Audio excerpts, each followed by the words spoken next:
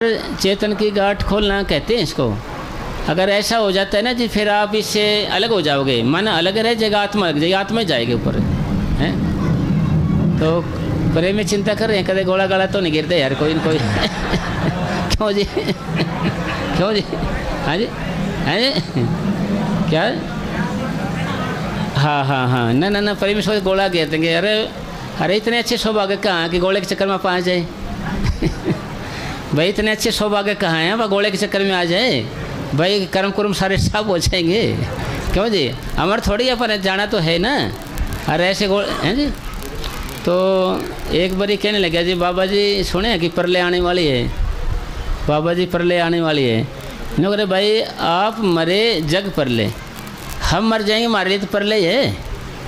अरे इतने अच्छे कर्म कहाँ हैं कि हम परले की चपेट में आ जाएं? परले की चपेट में आ जाए तो कर्म कुर्म सारे कुछ वहीं चले जाएंगे ना जी, सारे कुछ है उसी के पास चले जाएंगे, बढ़ाने वाले के पास, हम तो निकर्म हो जाएंगे जी। तो इसलिए कहने का भाव यूँ है कि आप फरी का न समझें। भाई ऐसे गोला लिखा होता तो गिरेगा, नहीं तो थोड़ी गिरेगा साहब।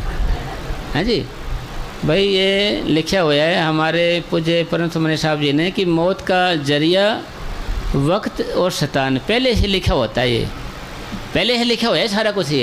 ये कौन है? जब सारा कुछ लिखा हुआ है तो डरना कैसा? भी सारा कुछ लिखा हुआ है तो हम डरें क्यों भाई? परवाह क्यों करें?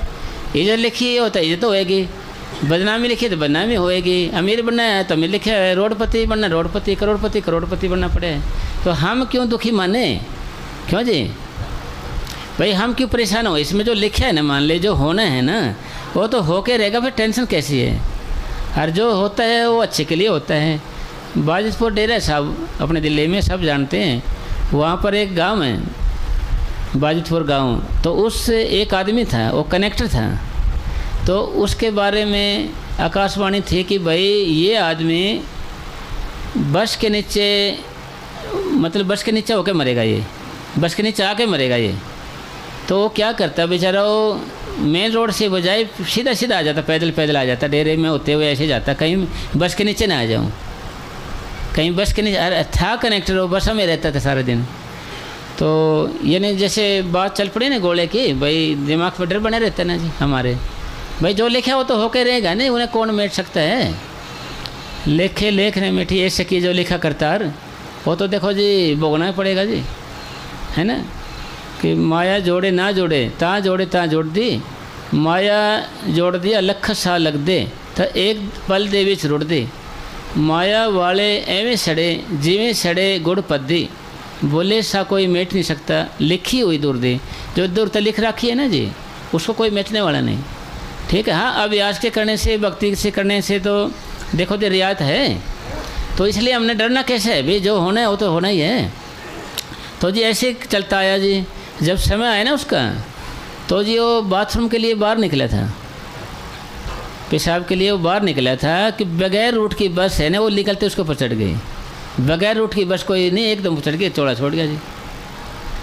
भाई जो लिखा है ना वो तो होके रहेगा, और फिर डरना क्यों है साहब? फिर हम क्यों ना हम भक्ति में लगे रहे? जो होना है ना तो है, डर कैसा जी? फिर एक राजा था, राजा को सपना आया यमदूत का कि भाई मैं तेरे को कल लेके जाऊंगा, तेरा टाइम आ गया है।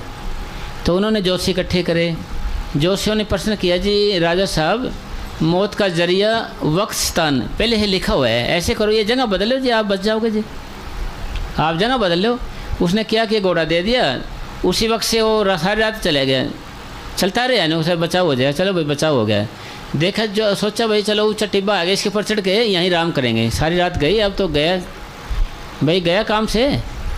यमदूत कहाँ आएगा यहाँ पर? देखा तो वो यमदूत वहीं खड़ा साहब, ऊपर चढ़ के देखा ना वहीं खड़ा वो। उन्हें प्रश्न किया जी आप यहाँ? हाँ जी मैं यहाँ जी। कोई शक नहीं।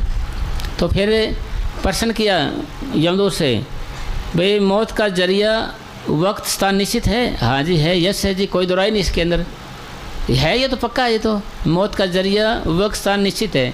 नूर यही आपकी जगह है जहाँ आपकी मौत होगी, यही जगह थी वो, इसलिए मैंने पहले आपको दर्शन दिया सपने में, भाई तू ये जगह छोड़ दे। तो जी उसका वहाँ चौड़ा छूट गया। तो जब सारा कुछ लिखा ही है, मान ले सारा कुछ है, तो टेंशन कैसी बात की है?